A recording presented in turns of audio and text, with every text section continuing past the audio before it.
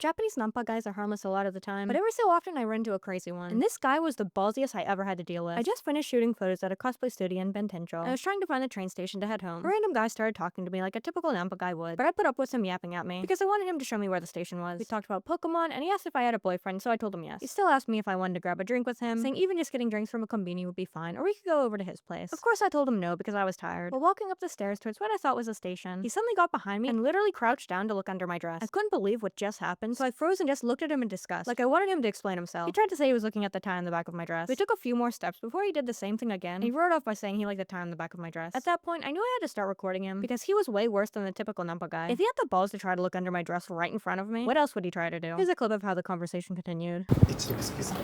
好きじゃない。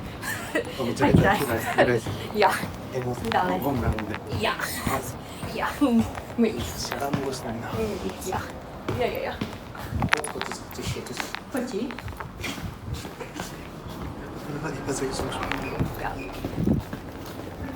最近あれですか、エッチとかもしないですか？いや、しない。なんですか？そう。